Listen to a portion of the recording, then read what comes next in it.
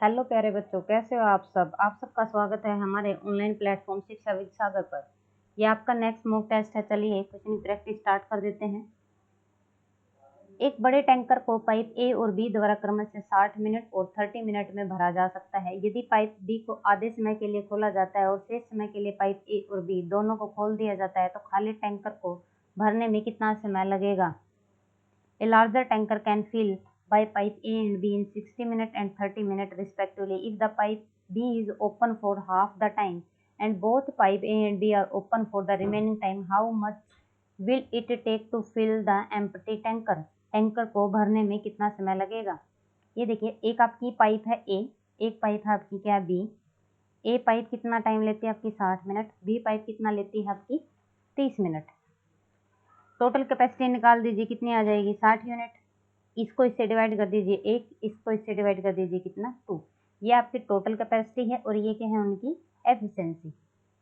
अब आपसे पूछा गया है कि यदि अगर पाइप बी को आधे समय के लिए खोल दिया जाए और शेष समय के लिए ए और बी दोनों को खोल दिया जाए, तो ये देखिए फुल टाइम के लिए यहाँ पे आधे टाइम के लिए बी यहाँ खुला हुआ है और आधे टाइम के लिए बी यहाँ खुला हुआ है, तो इसका मतलब बी आपका फुल टाइम के लिए खुला हुआ है पाइप, ठीक है। प्लस ए कितने टाइम के लिए खुला, ए कितने टाइम के लिए खुला आपके लिए, देखिए ए को यहाँ पे नहीं खोला गया था लेकिन हाफ टाइम के लिए ए को खोला गया, यानी कि ए को हाफ टाइम के लिए खोला गया है। हाफ टाइम के लिए कौन खुला है आपका, ए पाइप खुला है।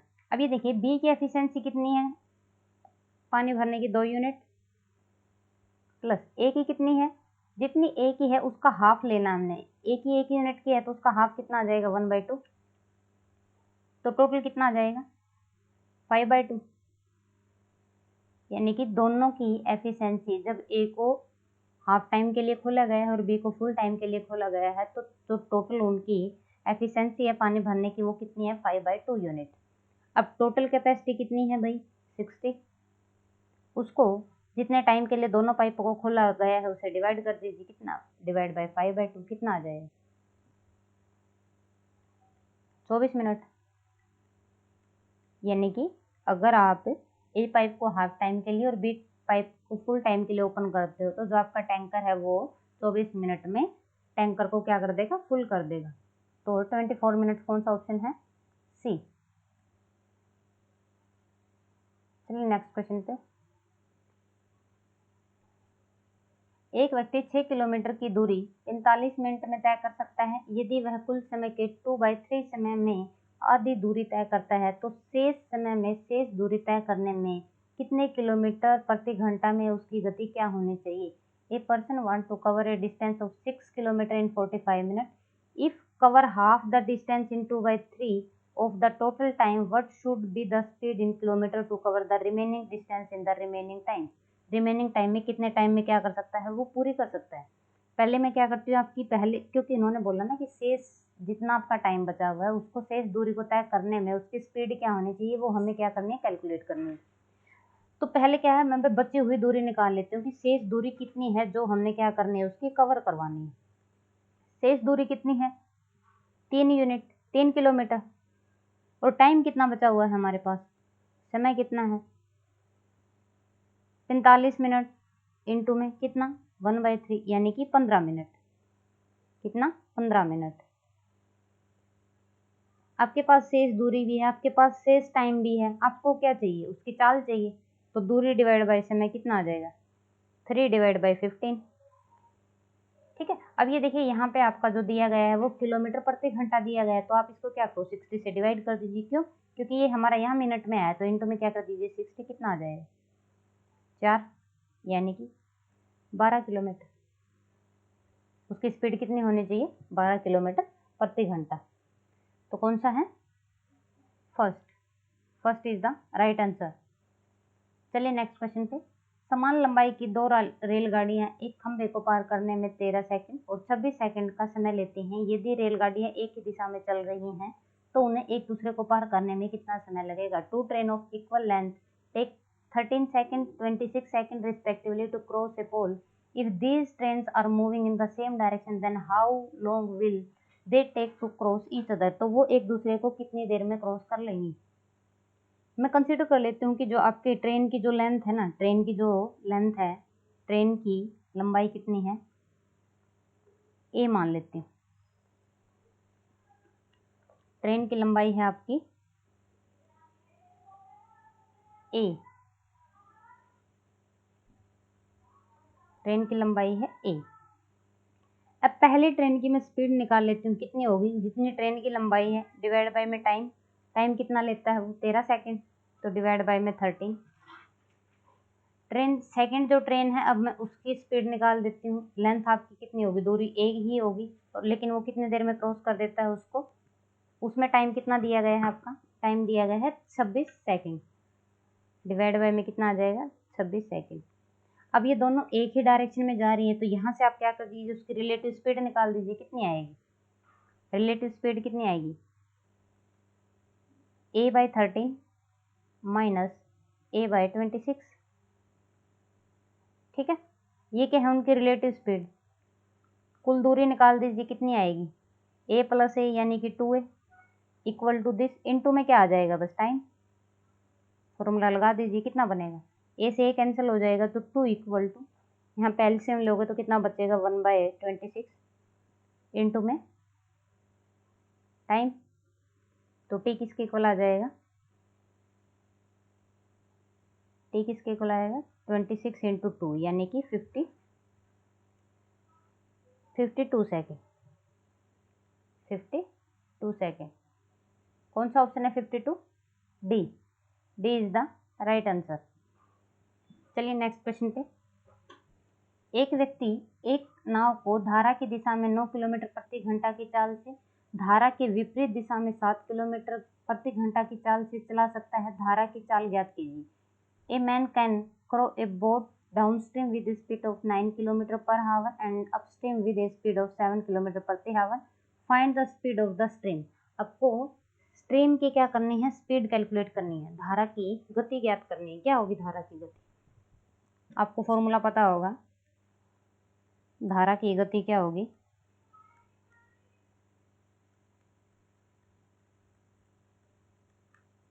Downstream minus upstream divide by में 2। डाउनस्ट्रीम कितनी है 9, अपस्ट्रीम कितनी है 7, डिवाइड बाय में 2, कितना आ जाएगा 2/2 यानी कि 1 किलोमीटर प्रति घंटा। ठीक है, यही पूछा गया था कि धारा की चाल क्या होगी 1 किलोमीटर प्रति घंटा। कौन सा ऑप्शन है, फर्स्ट। चलिए नेक्स्ट क्वेश्चन पे। दो धनात्मक संख्याओं का योग कितना है आपका 45, उनका अंतर कितना है 19, तो संख्याएं ज्ञात कीजिए। The sum of two positive number is 45 and their difference is 19, find the number. अब ये देखिए, इस टाइप के क्वेश्चन को ना आप डायरेक्ट ऑप्शन से भी कैलकुलेट कर सकते हो। ये देखिए, उन दोनों संख्याओं का सम कितना आना चाहिए आपका 45, वो दोनों संख्याएं यहाँ पे लिखी हुई हैं ऑप्शन में, तो उनका जिनका सम आपका 45 है वो ऑप्शन हो सकता है। अभी देखिए, इनका सम भी 45 है, इनका सम भी 45 है, इसका भी कितना है 45, क्या इसका सम 45 है, तो इसका मतलब ये आंसर हो ही नहीं सकता। ठीक है, अब क्या है कि उनका डिफरेंस कितना होना चाहिए 19। अब ये देखिए, इनका डिफरेंस 19 आ रहा है, इनका डिफरेंस कितना है 15। ठीक है, ये नहीं हो सकता। इनका भी डिफरेंस कितना है 15, ये भी नहीं हो सकता। तो एक ही ऑप्शन बचा आपके पास, कौन सा, ए, तो आंसर कौन सा आ जाएगा ए। और किसी को ये हो कि भाई दो ऑप्शन ऐसे होते कि जिनका डिफरेंस क्या आता है आपका 90, तो उनके लिए आपका जो रूल है वो हम इसको सोल्व कैसे करते हैं। ये देखिए, दोनों संख्याएं मैं मान लेती हूँ, एक ए है, एक संख्या क्या है आपकी बी है, तो यहाँ से दोनों संख्याओं का सम कितना बन जाएगा 45, और उन्हीं दोनों संख्याओं का डिफरेंस कितना बन जाएगा आपका 19। दो इक्वेशन आई, दोनों को सोल्व कर दीजिए, एक बार दोनों को ऐड कर दीजिए, कितना बनेगा 2a, कितना बनेगा 2a इक्वल टू 4 कितना 64, तो a की वैल्यू कितनी आ जाएगी, a आ जाएगा आपका 32, यहाँ पे रख दीजिए, b की वैल्यू निकल जाएगी, b आ जाएगा आपका कितना 13, और यही हमने क्या किए थे कैलकुलेट किए थे। ठीक है, a कितना था 32 और b कितना था आपका 13। ठीक है, चलिए नेक्स्ट क्वेश्चन पे। दो संख्याओं का लघुत्तम समापवर्तक और उनके महत्तम समापवर्तक का कितना है 45 गुना है, तथा लघुत्तम समापवर्तक और महत्तम समापवर्तक का योग कितना है 1518। यदि उन संख्याओं में से एक संख्या को 16 से विभाजित किया जाता है तो भागफल 18 और शेषफल कितना बचता है 9। तो दूसरी संख्या बताइए क्या होगी। ये देखिए पहले में क्या करते हो, जो इन्होंने ये संख्या दे रखी है ना कि एक संख्या, कि आप उसको क्या करते हो 16 से डिवाइड करते हो, तो आपका भागफल कितना बनता है 18 और शेषफल क्या बनता है 19। आपकी रिमाइंडर थ्योरम क्या बोलती है, यहाँ से संख्या निकल जाएगी, कितना बनेगा 16 इंटू 18 प्लस में कितना 9, तो संख्या बन जाएगी आपकी 297। अब हमें पता है फॉर्मूला क्या होता है आपका, फर्स्ट संख्या पहली संख्या गुणा दूसरी संख्या equal to LCM into HCF. हमारे पास पहली संख्या निकल चुकी है, दूसरी संख्या हमें कैलकुलेट करनी है। एलसीएम और एचसीएफ पता होना चाहिए। एलसीएम और एचसीएफ कहाँ से निकलेंगे, अब हमारे पास वही तो उन्हीं दोनों चीज़ों को निकालने के लिए दो इक्वेशन दी गई है। यहाँ पे दिया गया है कि जो आपका एलसीएम है, आपका जो एलसीएम है वो एचसीएफ का कितना है 45 टाइम्स, और दूसरी क्या दी गई है एलसीएम प्लस एचसीएफ का जो सम है वो कितना दिया गया है आपको 1518। अब ये देखिए यहाँ से एलसीएम आपका 45 टाइम क्या है एचसीएफ है, तो यहाँ पे ये वैल्यू रख दीजिए उठा के, आप क्या बनेगा 45 एचसीएफ प्लस में कितना एचसीएफ इक्वल टू 1518। तो यहाँ से 46 time of HCF equal to 1518, ठीक है। तो यहाँ से एचसीएफ निकाल दीजिए। अब एचसीएफ क्या आएगा, एचसीएफ आएगा आपका 1518 डिवाइड बाय में कितना 46, तो एचसीएफ आया आपका कितना 33।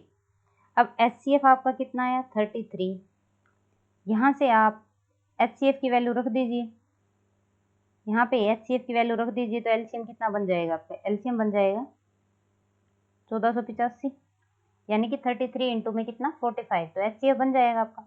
अब ये दोनों संख्या यहाँ पे रख दीजिए आप। फर्स्ट संख्या हमारी कितनी है 297 इंटू में सेकंड संख्या इक्वल टू एलसीएम कितना आया है, एलसीएम कितना आया आपका 1485 इंटू में एचसीएफ कितना आया 33, बस। तो यहाँ से सेकंड संख्या क्या आ जाएगी आपकी 1485 इंटू में 33 डिवाइड बाय में 297। इसको कैलकुलेट करोगे तो आपका ये बनेगा आपका 165।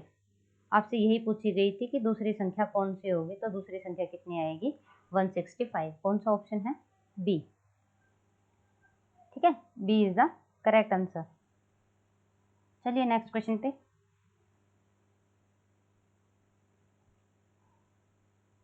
क्वेश्चन नंबर 17, 2.56 का सही व्यंजक क्या है, यानी कि आपको करेक्ट एक्सप्रेशन बताना है किसका 2.56 बार। बार क्या रिप्रेजेंट करता है कि ये नंबर आपका क्या है बार बार रिपीट हो रहा है, यानी कि ये नंबर आपका किस टाइप का है 2.56 56 56 अप टू सोन ऐसे ये नंबर चल रहा है आपका, ठीक है। इसलिए मैंने इसको क्या है मतलब यहाँ पे जो नंबर लिखा गया है इसलिए इन्होंने इसके ऊपर क्या लगाया है बार लगाया।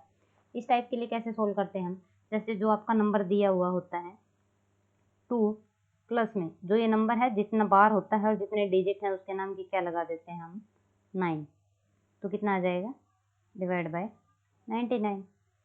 तो अब इसमें इसको ऐड करोगे तो क्या बनेगा 2 सही 56 डिवाइड बाय में कितना आएगा 99। तो कौन सा ऑप्शन है ये, यहाँ पे 99 कर लीजिए भाई ऑप्शन में, ठीक है, क्या आएगा 99। तो डी क्या हो जाएगा सही आंसर। अगर इसमें नहीं है तो अलग से भी लिख सकते हैं हम, ठीक है। 256 डिवाइड बाय में क्या होता है 99, ठीक है, सही आंसर ये आएगा इसका। शायद टाइपिंग एरर हुआ है अभी ऑप्शन में, ठीक है। चलिए नेक्स्ट क्वेश्चन पे। ABCD एक क्या है आयत है, इसमें AB की लेंथ दी गई है 10 सेंटीमीटर, BC आपका 8 सेंटीमीटर है, वृत्त का केंद्र A है, आयत ABC की 3 भुजाएं AB BC और CA को स्पर्श करता है, तो AO BC का क्या करना है आपको क्षेत्रफल ज्ञात करना है। एक ये देखिए पहले आपका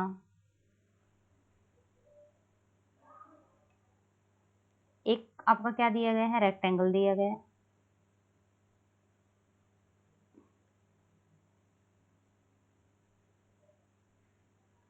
ये आपका रेक्टेंगल दिया गया है जिसका नाम क्या है, ए बी सी और ई।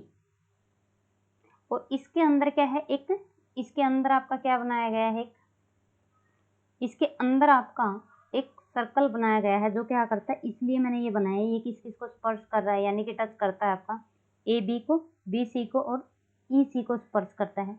ये जो लेंथ है ये 10 सेंटीमीटर दी गई है, ठीक है।